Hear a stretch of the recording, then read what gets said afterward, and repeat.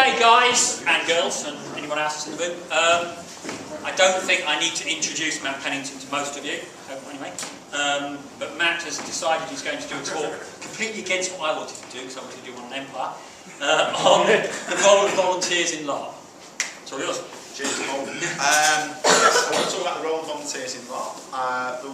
It should hopefully be quite a short talk, so if any of you want to ask me questions about Empire at the end, you will be welcome to do that. I know many of you, that's kind of really what you're interested in.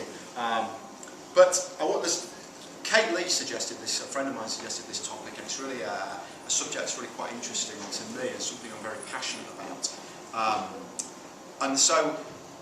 But as we've been putting Empire together over the last 18 months, 2 years, we've been looking at every aspect of what we do as a live role-playing organisation and also as a company.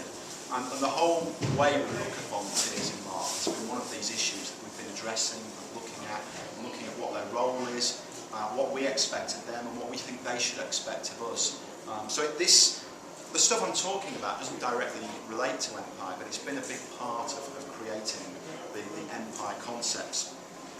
This talk's essentially in kind of two pieces, really. The first one is how important is it for the crew to enjoy an event?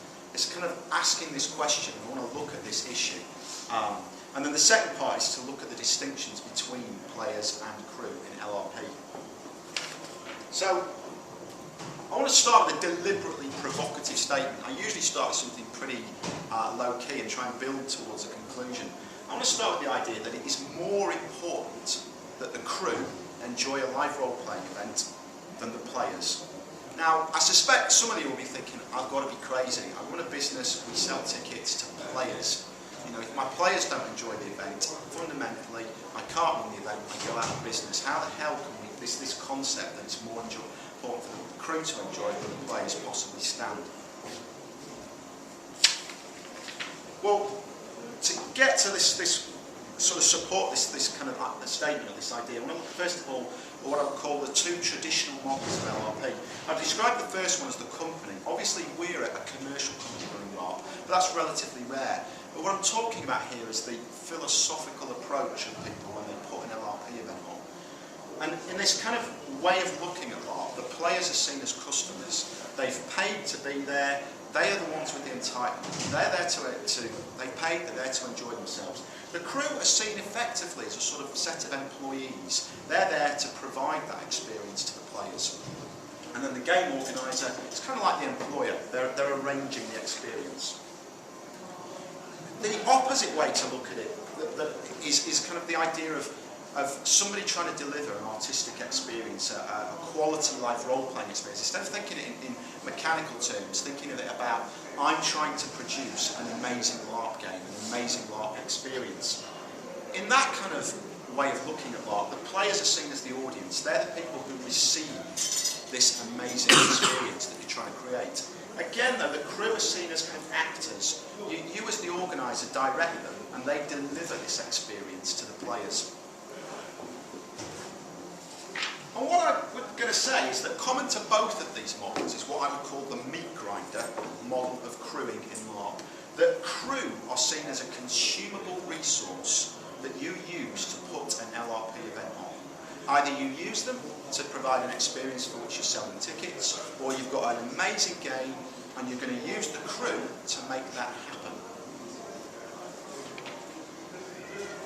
What are the failings of these models? Well, the first one, if you're going to look at it in sort of mechanical terms of like a company, the crew are not employees. That seems obvious, they don't get paid.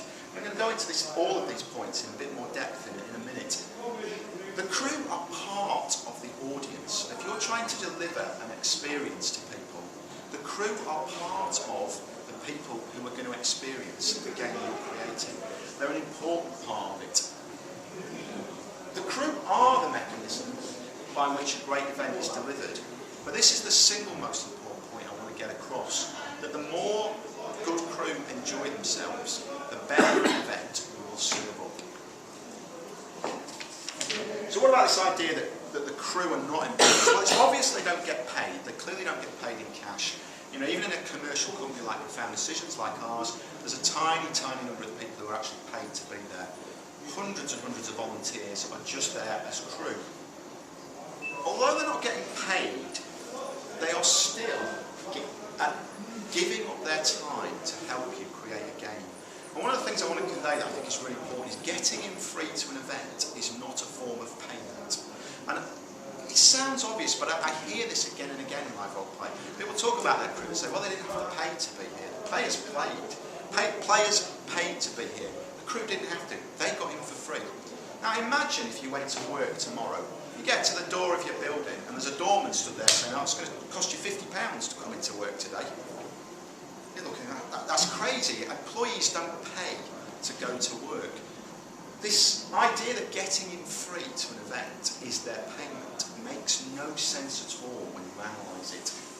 The actual thing that is their payback is enjoying the event.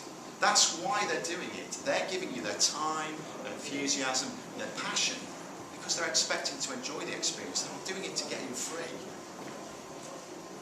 There's also a moral obligation for commercial companies, and that obviously only applies to a very small number of us, but if you're running LARP on a commercial basis, fundamentally, I get paid, it pays my wages to serve up a LARP game. Yet at the same time, I have a crew with 150, 200 volunteers who do all the work. So I get paid, they don't get paid, and they do all the work. And there's a clear, how can that be morally justified? The only way in my mind that you can justify that is if those people doing the work are enjoying the experience.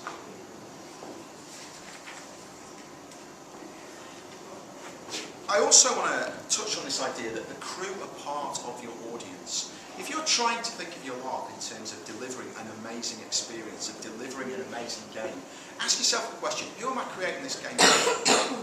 Well, it's people, it's LARPers wanting to come to the game and be blown away with what an amazing game that I've just put on for them is. Why are your crew not people? They're people, they're at your game. You want them to enjoy it as much as you want your players to enjoy it.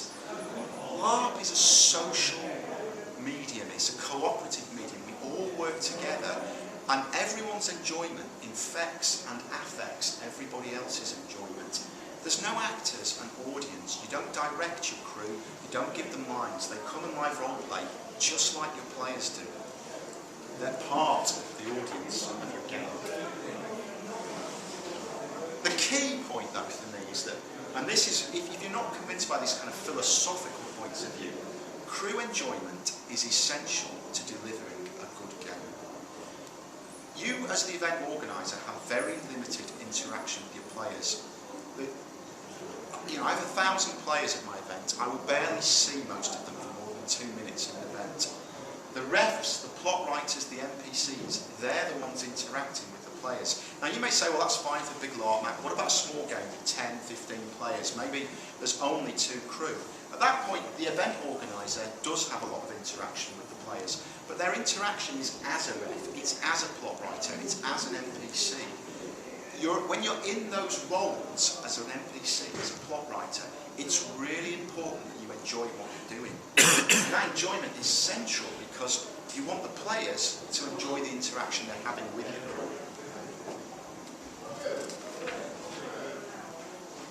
And LARP, I've said this on a number of occasions, LARP runs on passion and enthusiasm.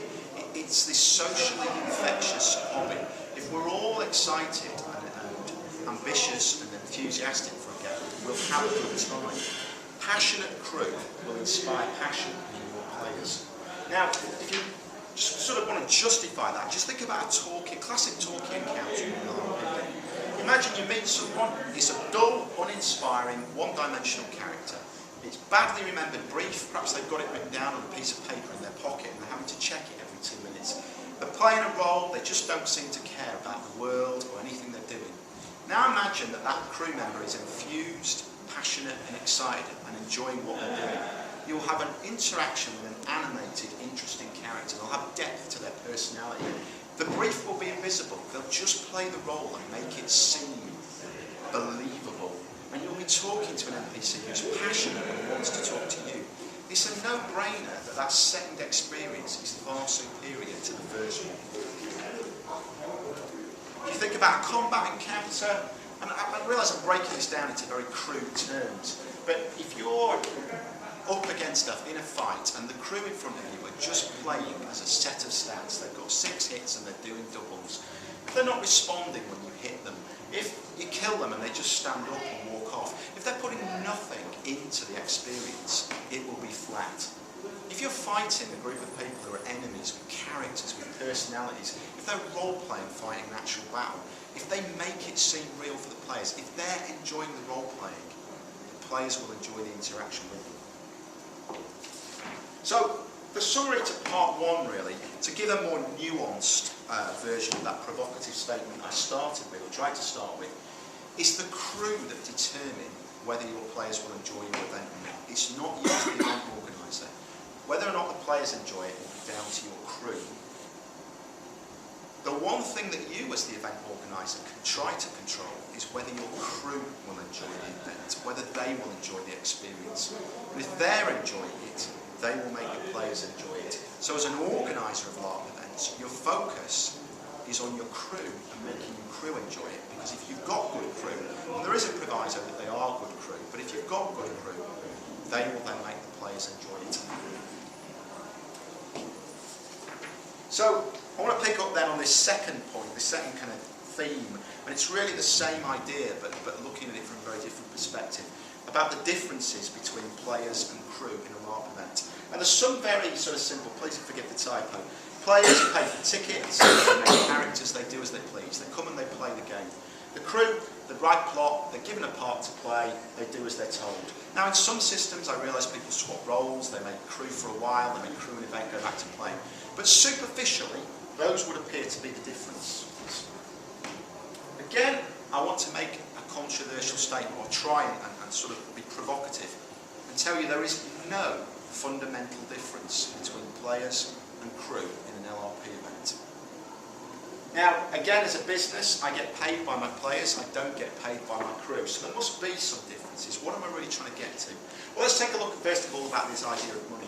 I talked a little while ago about the fact that the crew who come to a game are giving you their time. And it's an old nutshell in business, time is money. Effectively, the crew are paying to be at your event. They may not hand you any cash, but by giving you their weekend, they are paying you to be there. So in a very real sense, everyone pays to be at an LRP event. The players pay a bit more than the crew, or they give a bit more cash than the crew do. Is that really a fundamental difference? I don't think it is. What about the idea of making characters? A character, with an NPC, you're going to give them a brief. You're going to say, this is what I want to play, this is what the plot is, or so forth. But a character is much more than just the thing you write down. This is a live game. The character is what is real and what happens in the field. It is absolutely down to what the crew member brings to that role and how they make it come alive. No different than when a player creates their own character and brings it to the event. If you've got a setting, most modern games now have a setting. The player is creating their character based on the setting. The NPC is creating their character based on the plot that's been written and the brief. Clearly, the players have more freedom to create their characters. They've got a greater remit of what they can do. But ultimately, they're both still trying to create characters and make them come alive in the game. So I would argue again, it's not a fundamental difference that it appears to be. What about this idea that players do as they please, whereas the NPCs will basically do as you tell them? Well, it's just not true. That's the most important. It's simply not true that players can do as they please in an LRP game. Games have settings. You can't come to our Empire game dressed as Darth Maul. It's just, we won't let you play. It won't happen. Games have rules. There are rules to the actual the combat system, but there are also rules to what you can and can't do. And often, and much more commonly now, games are being more explicit about the social contract. This is how we play, this is what is expected of you, this is what is acceptable. So, actually, players can't just turn up and do as they please in an LRP event.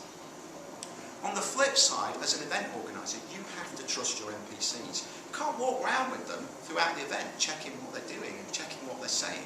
That doesn't work. You can't micromanage. You give a part to an NPC, and they will do with it to the best of their ability. They might be trying to achieve what you want, but fundamentally, they're playing that role exactly as if they were a player.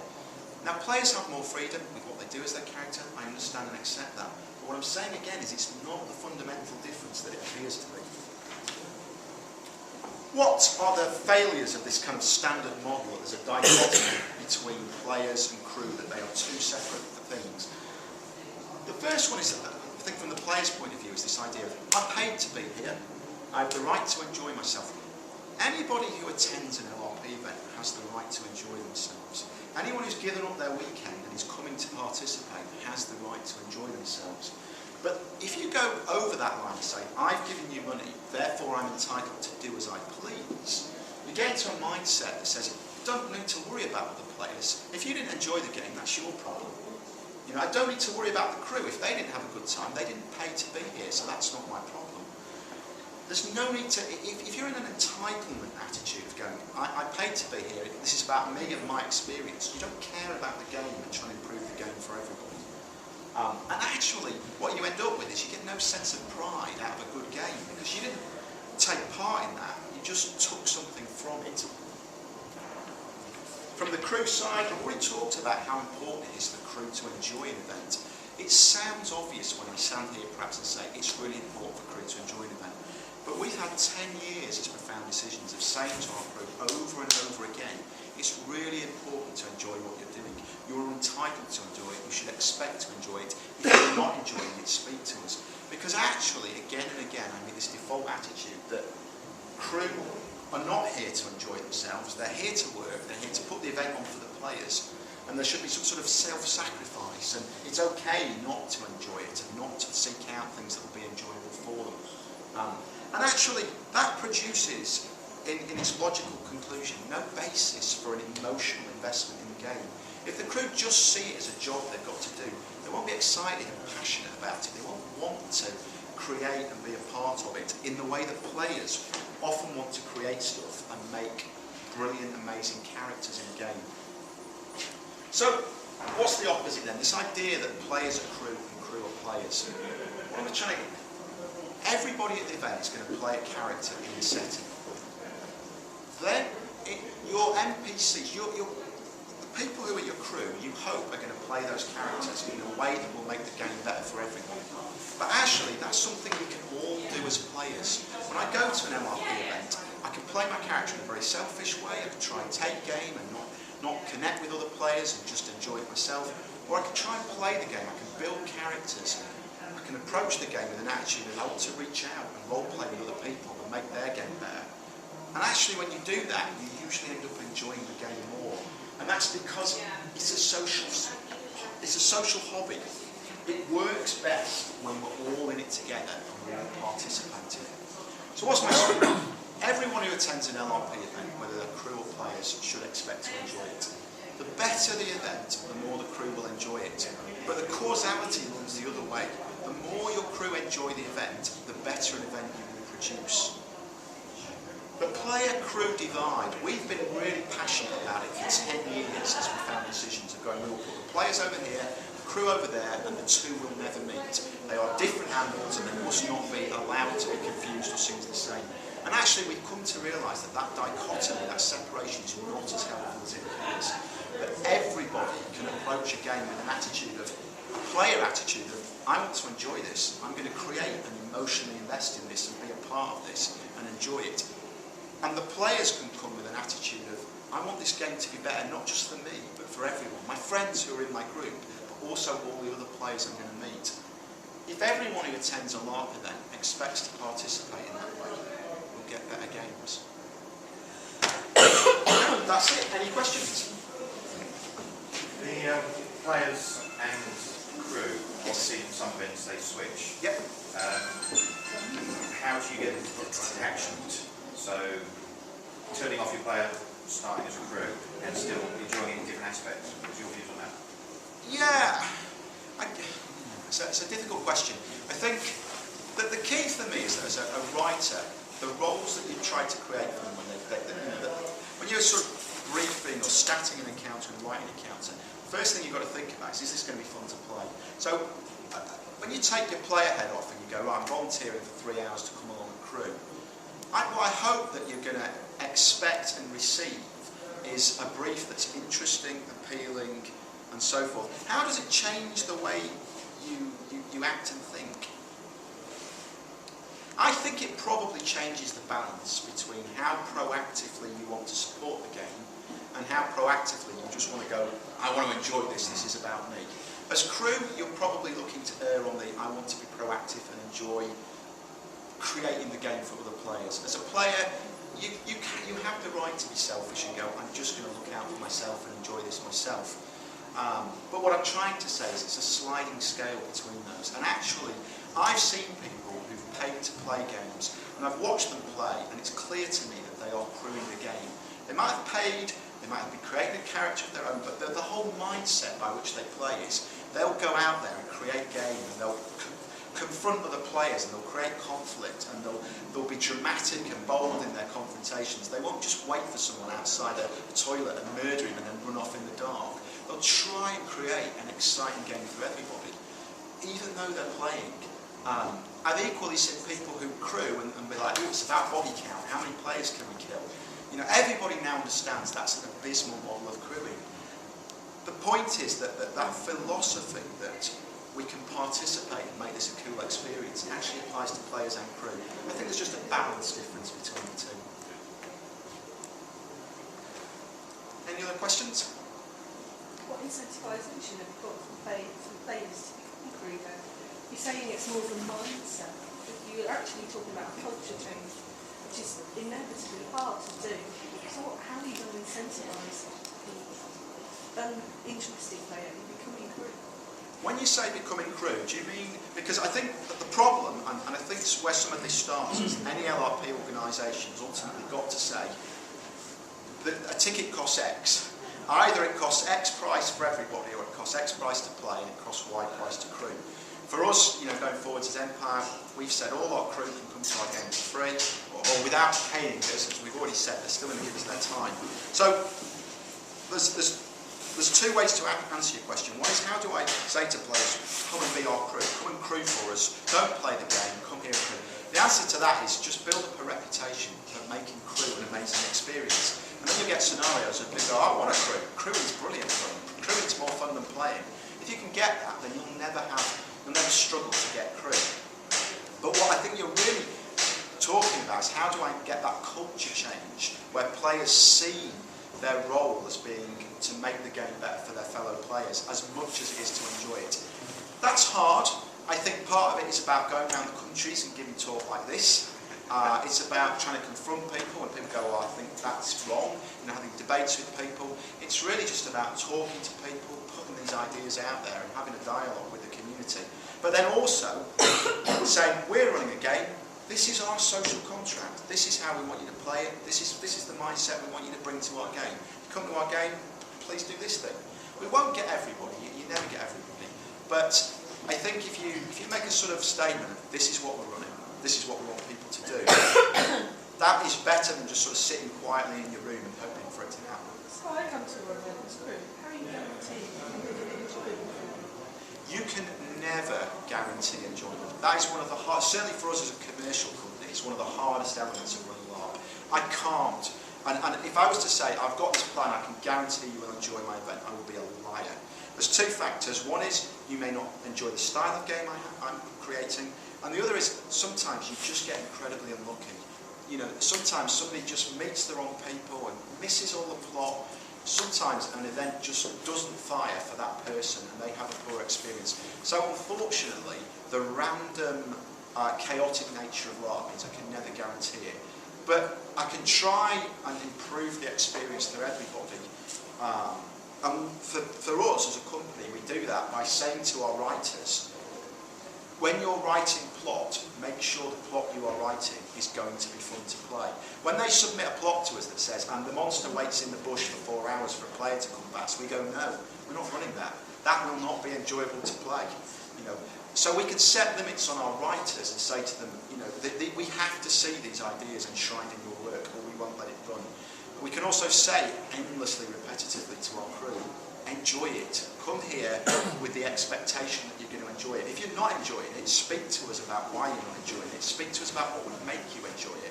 We'll try and change it. So that in itself is an incentivisation. You're saying to your crew, give us the feedback. Yes. Tell us what we're doing wrong. And Yes. you're willing to take that on board. Yes, every organisation I know always claims to be willing to take feedback. It's very easy to go, oh, we're prepared to take feedback. Every organisation also has a culture where it thinks it knows best, which is the same as saying, and we won't take feedback on these subjects. So I think it's meaningless for me to stand here and go, yes, we will take feedback.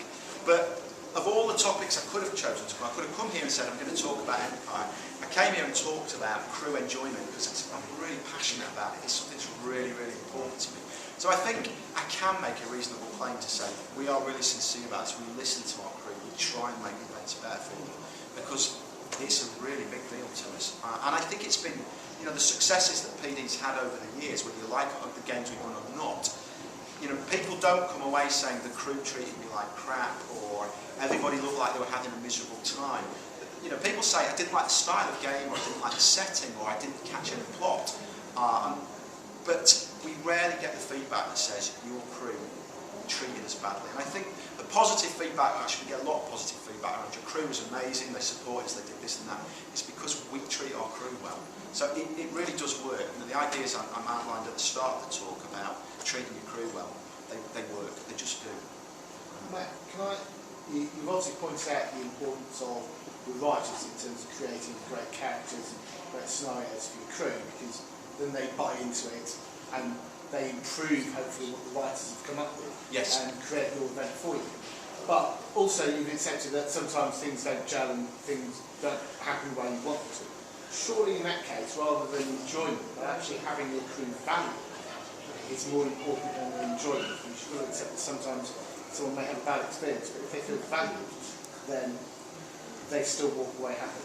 Yes, I mean, I think what you're doing there is you're slicing up the definition of enjoyment and saying, you know, the most important thing for me to enjoy an event would be to feel valued. And that is certainly true for a significant number of the group. I know I've crewed events where I've had an amazing time, and I've also crewed events where I've walked away and gone, shit, that was hard work. And frankly, there was only a few elements of that which were really enjoyable. But because people turned around at the end and made you feel valued, there wasn't any doubt I would go that second time. And I think the underlying fundamental is that if your crew feel valued, then they'll come back whether they enjoy that particular event or not. Whereas obviously your first goal is to make sure you enjoy it. Yes. So the underlying what should be the value. Yeah, I think so. I guess I would argue that the fact that you're focusing on your crew enjoying it. The question is, and it's a question I've skated over glibly in the talk, is how do you make the crew enjoy it? Well, one of them is about making them participants, and it's about making them participants in the crewing experience. You don't go, you've got 4 hits, go and attack the monsters, reach 4 times, we'll see you when you come back. You say, right, this is what we're doing, this is what the plot is, this is how I want to get you involved, I want your contributions, what do you want to do, how do you want to attack the players, what do you want to do? If you make them participants and empower them, then they will bring enthusiasm and passion to it. So one of it is it's about empowerment as crew, it's about making them feel valued, it's about standing up at the end of every weekend saying, my God, thank you for coming here and helping me. And you know, one of the things we stress to every one of our players is PD is a commercial company that puts events on. PD hires toilets, PD books sites, PD prints literature and posts tickets out. You know, the profound decisions crew make the events happen. You know, I say to all my crew, if there's any successes this weekend, it's down to you. It's not down to me. I just bought the toilets. So we reiterate over and again about, you know, it's making them feel valued. That is really important. But also, I think it's about giving them enjoyable work to do as well. I think you can get by just making them feel valued. But that, I think the risk is you run the meat grinding model. Eventually, you consume their enthusiasm. Great, they've been valued and appreciated. But after the 4th event that wasn't much fun, it's like, actually, I can't make it this weekend. I'm busy. You know, it's like not another weekend lying in a ditch waiting for the players to come past. You're consuming the crew enthusiasm. That's dangerous if you're trying to run a long-running game. And it's just dangerous to the hobby. I've seen a lot of crew burn out over this because they poured their enthusiasm into a pit, and it was great, but eventually they ran out. And I want to see crew crewing for 30 years have got the same passion as I've got passion for the hobby, kind of, you know, years and decades later, basically. Out of interest, how big a crew do you actually run, say, an event? It Versus, to give me an idea of what kind of ratio you look at for like crew versus players. Ratios are a tricky thing. When we ran Maelstrom, we had about 800 players and around 100 crew, of which probably only about 30 or 40 were involved in plot and plot delivery at most. So that was a very, very low ratio. But that was again based on the idea that the important interactions were players with players. For Empire, where we want epic battles and a lot of plot, and we want to try and make the field swim with plot, we're hoping for around 200 to 250 crew. For around 1,100-1,200 players. So it's a much, much higher ratio, and it's based on the idea that we want the players to go out in the woods and go, oh my god, they're swimming with orcs, or we want to send a lot of plot out in large groups where it can have impact, and it can also be fun to play because they bounce off each other.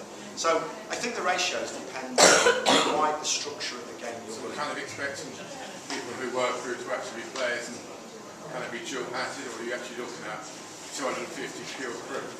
That is 250 pure crew. I'm there to crew the whole weekend. When we do the big battles for Empire, and we hope to get sort of 300 to 400, or 400 plus monsters against 400 plus players, we will not have 400 crew. So then we're basically on the weekend, we'll run 2 battles, and we'll say to the players, monster 1, and fight it, and play the other. So for 2 or 3 hours out of the weekend, then you'll be expected, if you're playing a battle, to monster 1. And it's the only way to, again, it's about the ratios. I would love to run an event with 1,000 orcs and 1,000 crew, but because we provide the food for our crew, the costs would just get prohibitive. So we've got to kind of balance that out, basically, what we can do. And also, while I'd love to have 1,000 orcs, and it would be amazing for those 2-3 hour battles, the next question is, this is a 4-day event. What do the 600 crew do when they're not in the 1,000-person battle? Oh, I haven't got anything. Oh, I just sit on their arses. Well, I'm not delivering them an enjoyable experience. So actually, unless I've got 1,000 people crewing every minute of the event and doing something and busy and active and enjoying it, I haven't got a crew position for them. So, in a scenario where your needs are going up and down, that's a scenario where, in my mind, you've got to go to the players and say, right, can people do this in 3 hours? Are there any other general Empire questions that would be of interest to the rest of the audience, rather than very specific ones? If people want to volunteer to crew for Empire, what's the best way to contact for a fan to Any mechanism of your choice. We accept all major emails, telephones, anything. Ring us up, email us, post us a letter, poke us on Facebook, find me on Skype. Just say, Matt, I want a crew. Get in touch, prod me, and Well, Monster, which isn't... I want to go on as a player, but not as a crew. If I wanted to go on Monster, is that something that you're going to be doing? Do you think so? I know you asked me to go, can you go give me 3 hours of your time? Can you give more to go and kill more players and have a approach or whatever it is? we are not going to turn volunteers away. I don't get more arrow shots in there at all. I'll see what it is. Any other questions? Or we're going to call it a day? No. Okay, thank you very much. Thank you.